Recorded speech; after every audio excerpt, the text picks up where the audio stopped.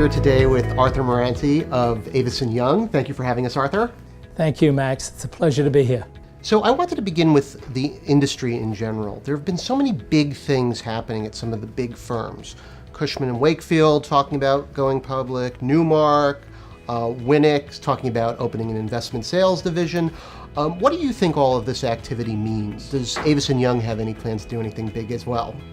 Well, it means opportunity, of course. And it's not only what you mentioned about issues of consolidation and expansion and turmoil, if you want to put a negative spin on it.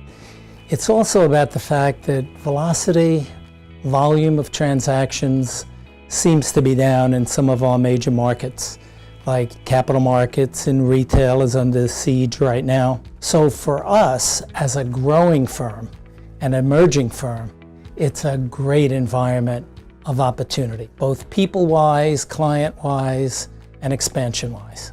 Have there been any big hires that have resulted from this, or any big clients that have landed in your lap? Well, I don't know about, nothing is easy, so nothing is landed in our lap, that's for sure. But our firm has taken this environment, for example, to expand into Europe. And we now have multiple offices in the UK and in Germany, when we just opened in Bucharest, Romania, for example. So we're expanding in Western Europe, and these are our first international offices. And we've also expanded in Mexico. We're very opportunistic. Speaking of spaces, now one of the ones that you guys are currently leasing, 3 Hudson Boulevard. So tell us about what's going on in that building. Well, I mean, what's happened in the Hudson Yards district is absolutely unbelievable. I think we now have 6.5 million square feet of tenants who have committed to move in to the buildings. And frankly, the building across the street from our location at 3 Hudson Boulevard is now 100% leased. 55 Hudson Boulevard, a related building. We have what I think is the best single development site in the district. And frankly, there's 3 sites left to accommodate anchor tenants. And it's just a very exciting time. What about the peripheral areas around Hudson Yards? The complaint that you hear is that there's not, like, the basic things that you need, like restaurants or like dry cleaners or something like that. What's going on with that part of it? Max, that's going to come.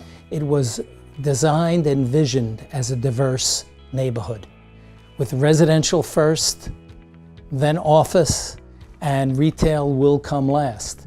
But Related is now constructing about 2 million square feet of retail.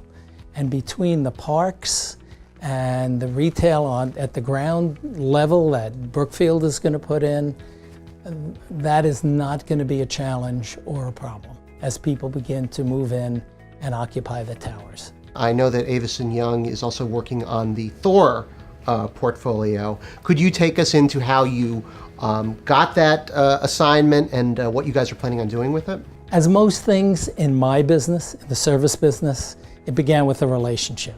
A dear friend of mine is one of the senior executives at Thor, so he alerted us to the opportunity that they were considering a third-party office leasing agent for all of their portfolio.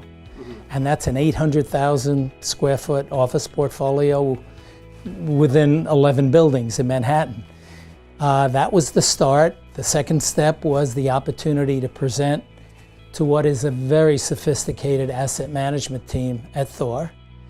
And then came, of course, the ultimate test, meeting with Joe Sitt, and the ultimate compliment of Joe after he advised us that we were being selected, telling us that he had checked us out and that we had a great reputation in the marketplace for producing results, which made me very proud. It's going to be a great success representing them as leasing agent. So have you been approaching tenants yet? We've been in the market for about a month and a half now with a lot of action. Just getting the information about the space to the marketplace is a challenge, and frankly, that's an easy challenge for us. That's what we do. Who specifically is on the rise now in terms of who are the tenants that are most hungry for space?